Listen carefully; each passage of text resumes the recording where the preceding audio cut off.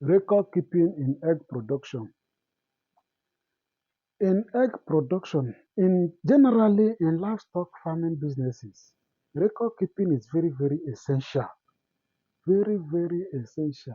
Without record keeping, you will not know whether you are progressing or retrogressing. Without record keeping, you will not have what to use to advise others. You don't know how to advise others, whether it is a business is lucrative or not. You just be spending without knowing how much you are spending and probably without knowing how much you are earning. So in record keeping, it's very, very essential. You keep record of all the activities, both financial record, activity record, and medical record, and the rest. So very, very essential. So in poultry, in egg production particularly, there is what we usually use to calculate the productivity, the percentage productivity of the eggs in the farm. So they include this: hen day production.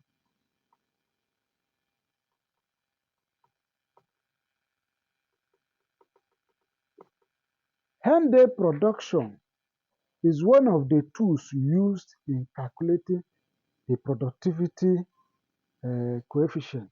So hen day production is the total number of eggs collected that day all over the total number of birds available in the farm that moment, then times 100 over 1. You will now know your percentage productivity for that day. That is hen day production times 100 over 1. That is your daily productivity percentage. This is how to calculate your daily productivity percentage. So if you do this now, you'll be able to know the percentage productivity for that day.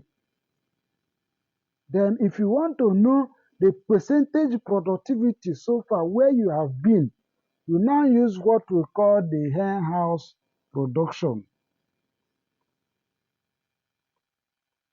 Hen house production. Hen house production is equal to number of eggs collected that day all over the total number of birds stocked at the beginning of the production. That is, hen house production is number of eggs collected all over total number of birds stocked. So the difference is that this one is number of birds, eggs collected over number of birds available in the farm that moment. Whereas this hen house production is number of eggs collected all over total number of birds stocked from the beginning of the production. So whether you procured your birds from day old, you brooded them and reared them up to the point of lay before they started producing. So as you are calculating, it is the total number of birds you stocked from that day old. That is what you are going to use. Except you procured the point of lay pullet from those who are into point of lay production. So you will still use the total number of birds you procured, you stocked from the beginning of your own production to calculate your hen house production. Whereas a hen day production, you use the number of eggs you collected that day over the total number of birds available for that moment. Assuming you stocked like, let's say, 500 birds from the beginning, and maybe during brooding, you lost 20 birds. How many will remain? You stocked 500 birds and you lost 20 birds during breeding. You will be left with 480. Now, assuming during rearing, you happen to lost another 2 birds. So, if you want to calculate your hen day production, assuming you stocked 500 birds from day one of your production and you lost 20 during brooding, and during rearing you lost another two. So you'll be left with 478 birds. So if you are calculating hen day production, you will now say number of eggs collected. Assuming you collected maybe 450 eggs that day, all over the available birds that moment, that is 478, then times 100 over 1, you'll be able to know your hen day production for that day. Then if you want to do your hen house production, it will now be, assuming you collected 450 eggs that morning, you now say hen house production, HHP, will be equal to 450 eggs all over the total number you stocked from the beginning, not the available one anymore. So that is 500 times 100 over 1.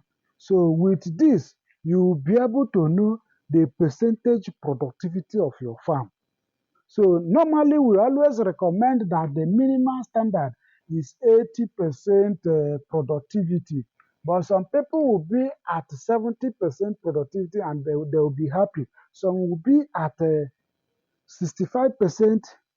75%, and they will be happy. But the minimum standard, if you are to prepare your business proposal, should be at 80% productivity. So if anything should happen to you as an expert, let that 20% take care of it. Whether you have mortalities, whether it is disease. Sometimes, maybe you did not have disease or mortality. So during laying, some cases will still occur where not all your birds will be laying.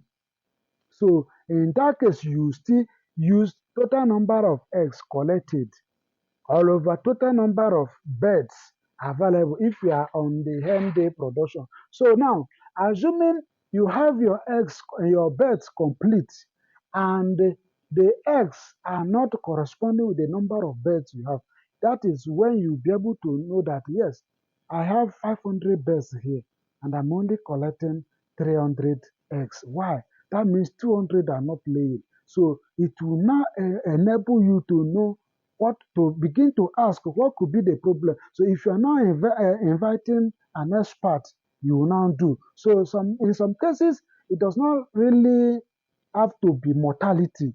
It can be egg drop syndrome. That's what we call EDS 76. EDS 76. Egg drop syndrome 76 is a viral disease discovered in 1976.